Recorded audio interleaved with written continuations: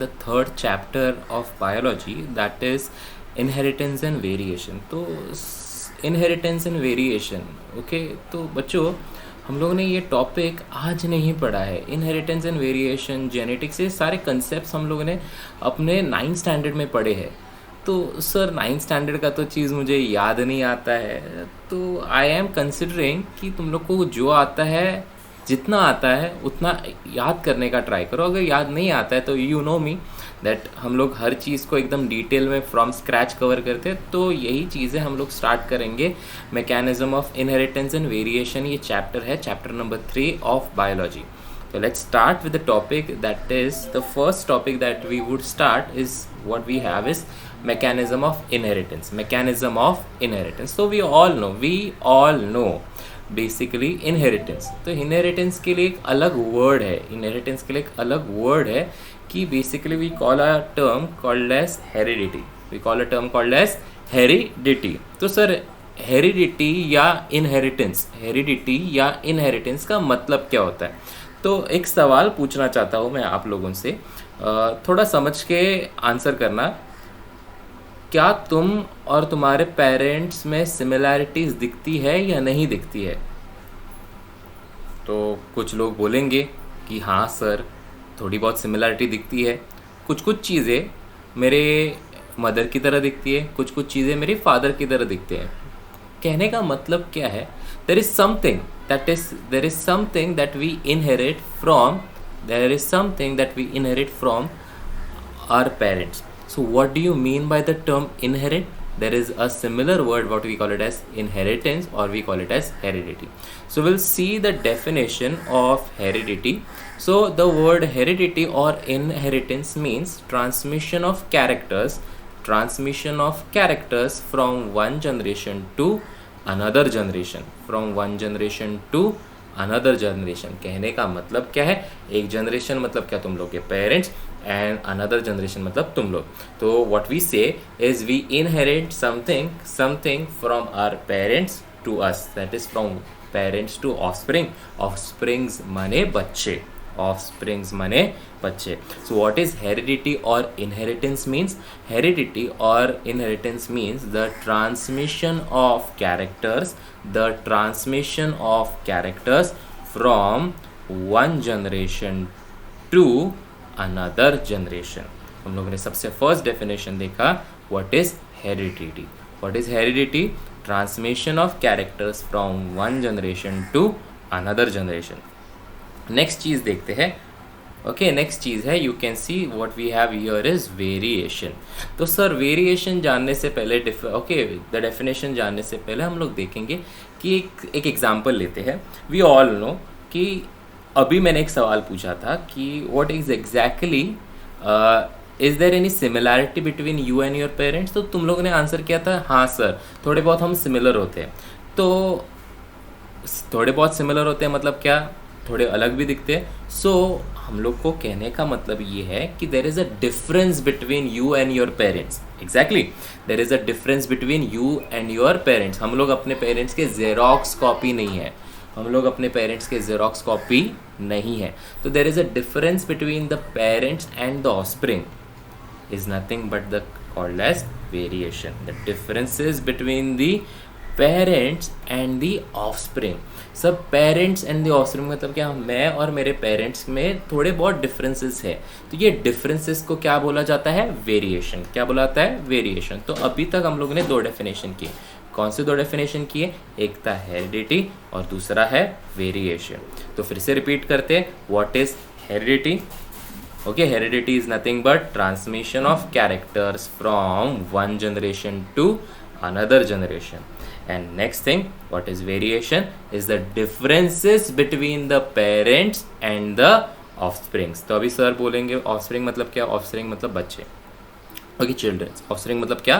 children. Next thing हम लोग proceed करेंगे to the next part. What is genetics? Yes, you are exactly right. Genetics जानने के लिए हम लोगों ने 2 स्टार्टिंग के डेफिनेशन ऑलरेडी पढ़े, कौन सा, heredity and variation. So genetics is a branch of biology, it's a part of biology. जैसे हम लोग बॉटनी है, जोलॉजी है, तो वैसे ही genetics is a branch of biology. I repeat, genetics is a branch of biology that deals with the study of, heredity and variation, that deals with the study of heredity and variation. Exactly. तो हम लोग ने 3 definition देखे बच्चों. कौन से 3 definition देखे? First definition था हेरिडिटी, सेकेंड डेफिनेशन था वेरिएशन, थर्ड डेफिनेशन है जेनेटिक्स.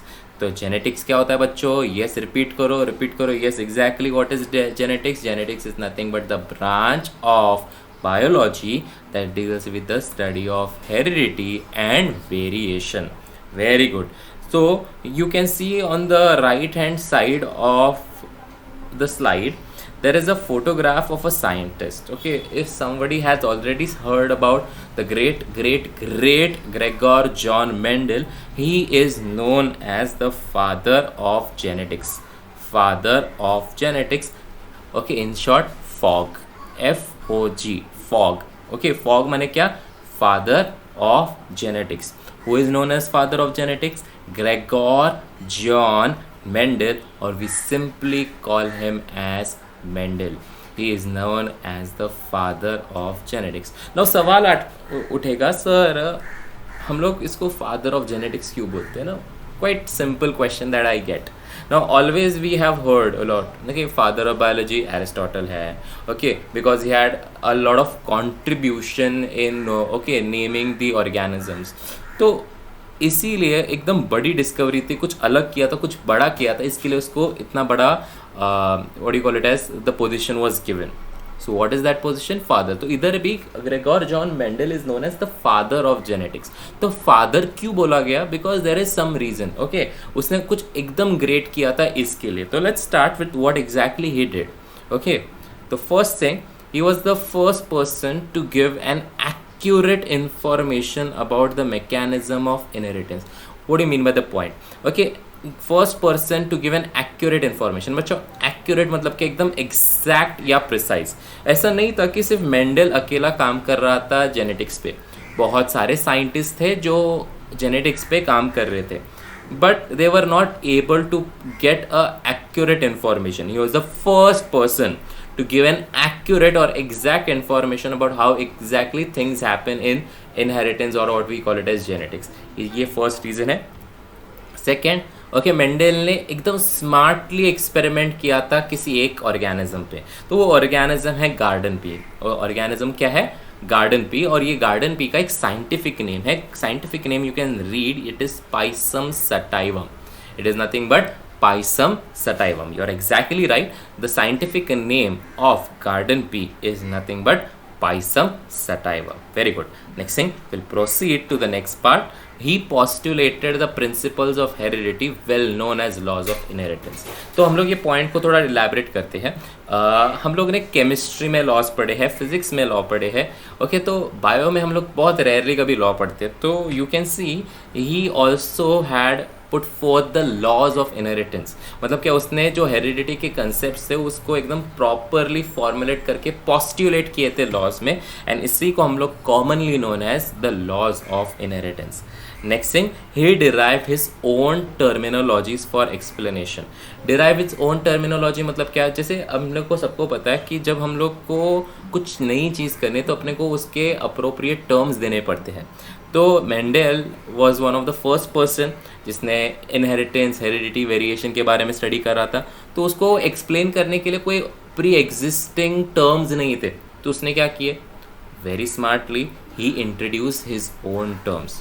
क्यों? बिकॉज उसके पास प्रायर डेटा नहीं था, स्टार्टिंग से कुछ अलग नहीं था.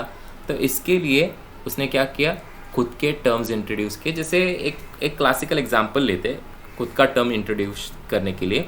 Factor, can you see the word factor here? ना, फैक्टर को इक्विवेलेंट किया है मैंने जीन. तो आज जो हम लोग बोलते हैं ना, आई कलर का जीन है, स्किन कलर का जीन है, तो ये अपने को अभी पता है जीन क्या होता है, बट मेंडल को पता था क्या? नहीं. इसीलिए माइंड में, इसीलिए इसने खुद के टर्मिनोलॉजीज इंट्रोड्यूस किए. Okay, you can see the photograph. It is a classical picture of a garden pea. and the scientific name of garden pea is nothing but Pisum sativa. So again हम लोग यही चीज़ को repeat करते हैं. He was the first person to give an accurate information about the mechanism of inheritance. Second, Mendel experimented on garden pea. The scientific name of garden pea is nothing but what? Yes class, exactly, you are right. The scientific name is Pisum sativa. Then he postulated the principles of heredity, जो हम लोग commonly बोलते हैं. क्या बोलते हैं उसको? Laws of inheritance. क्या बोलते हैं उसको? Laws of inheritance. And he was the very person who introduced his own terminologies. क्यों? क्योंकि उसके लिए सब चीज़ नहीं थी, तो खुद के टर्म्स डालना ज़रूरी था. जो एक क्लासिकल एग्जाम्पल लेते हैं, उसने टर्म्स यूज़ किए थे, जैसे फैक्टर, जो आज हम लोग क्या यूज़ करते हैं इसके लिए? जीन. Very nice. तो हम लोग ये चीज़ से आगे बढ़ेंगे नेक्स्ट सेशन के लिए. Next thing, 7 characters studied by Mendel. Now 7 characters, बेटा ध्यान से सुनना. 7 character studied by Mendel. But sir किस चीज़ के कैरेक्टर है ये? Exactly correct. कौन सा?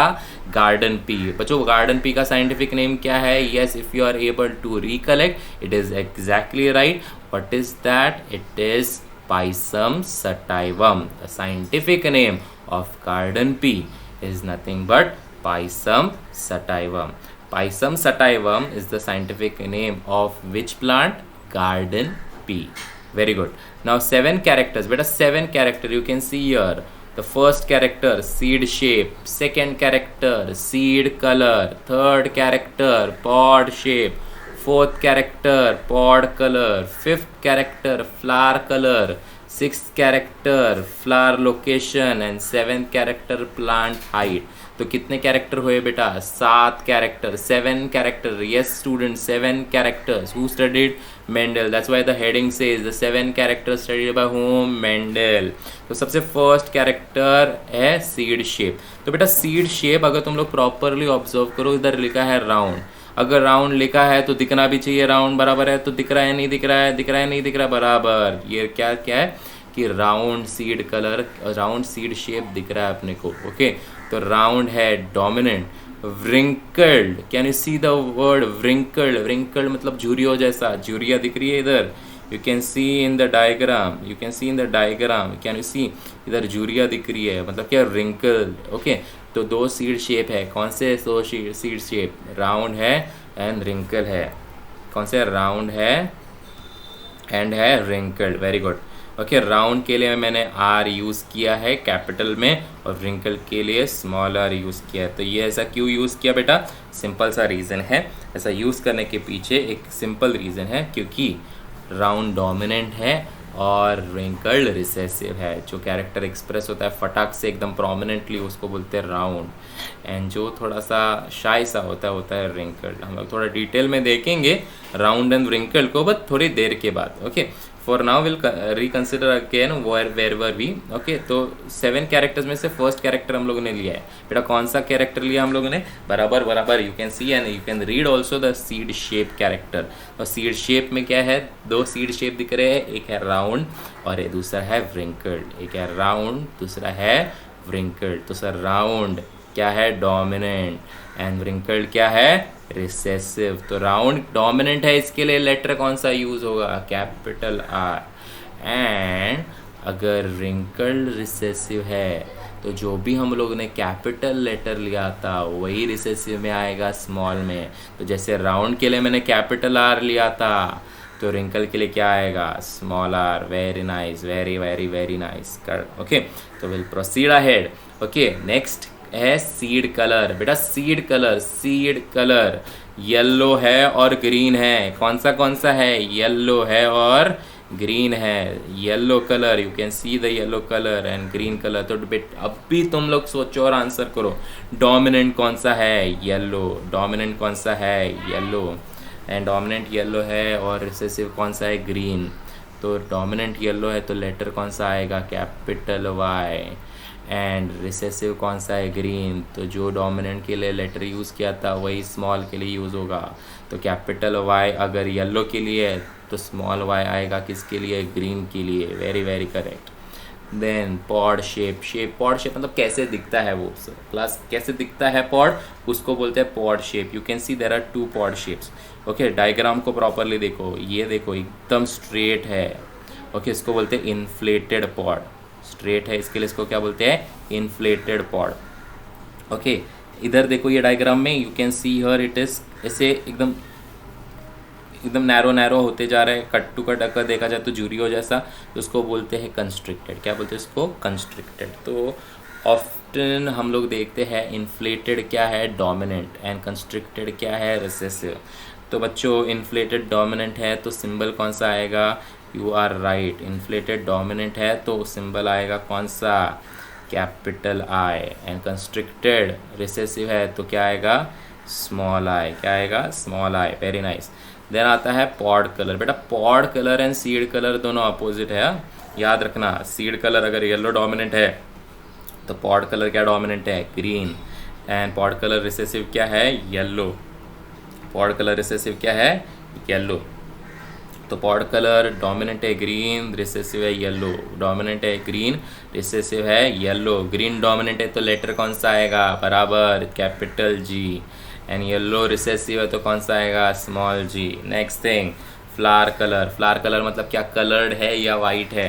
तो you can see flower colour में कौन सा कलर दिख रहा है, इधर कौन सा कलर है, ये पर्पल। कौन सा कलर है, पर्पल। तो पर्पल कलर है मतलब कलर्ड है। एंड फिर दूसरा कौन सा है, वाइट। तो डोमिनेंट पर्पल है और वाइट रिसेसिव है, तो coloured flower versus white flower. तो कलर्ड फ्लावर है इसके लिए ये कैपिटल सी आया, और वाइट फ्लावर इसके लिए स्मॉल सी आया। Very good, very good. फिर आता है फ्लावर पोजीशन। फ्लावर पोजीशन मतलब क्या, फ्लावर किधर लोकेटेड है। अगर ध्यान से देखोगे, ये देखो एक्सियल डोमिनेंट है और टर्मिनल रिसेसिव है। एक्सियल डोमिनेंट है और टर्मिनल रिसेसिव है। एक्सियल मतलब क्या होता है, एक्सियल फ्लावर मतलब क्या, अगर ये देखोगे डायग्राम तो ये एक पर्टिकुलर एक्सिस पे फ्लावर आ रहा है, एक पर्टिकुलर एक्सिस पे फ्लावर आ रहा है, इसके लिए इसको बोलते हैं एक्सियल फ्लावर। क्या बोलते हैं इसको, एक्सियल फ्लावर। एंड टर्मिनल मतलब टिप पे है, यू कैन सी ये प्लांट का टिप है, टिप के इधर फ्लावर है, फ्लावर अगर टिप पे है तो इसको क्या बोलेंगे, टर्मिनल। बच्चों याद रखना, एक्सियल डोमिनेंट है तो capital A, and terminal recessive है तो स्मॉल ए। ओके, तो लास्ट और फाइनल कैरेक्टर देखते हैं, कौन सा, प्लांट हाइट। कौन सा कैरेक्टर है, प्लांट हाइट। प्लांट हाइट में 2 कैरेक्टर है, देखो बराबर से दिख रहा है, एक टॉल दिख रहा है, लंबा है ये प्लांट, और ये थोड़ा छोटा है। छोटा है मतलब शॉर्ट है, शॉर्ट के लिए एक वर्ड है ड्वार्फ। तो टॉल है और ड्वार्फ है। बेटा डोमिनेंट कौन सा है, you can see dominant tall है, एंड रिसेसिव कौन सा है, ड्वार्फ। तो याद रखना, टॉल डोमिनेंट है तो capital T, and dwarf recessive है तो क्या आएगा, स्मॉल टी। तो ऐसे करके हम लोग ने कितने कैरेक्टर्स देखे, 7 कैरेक्टर्स। कौन से 7 characters, seed shape, seed colour, pod shape, pod colour, flower location, and plant height. अभी याद रखना बच्चों, बहुत इम्पॉर्टेंट है कि अपने को 7 characters with dominant recessive learn करने हैं with their symbols. Okay, class clear है इधर तक।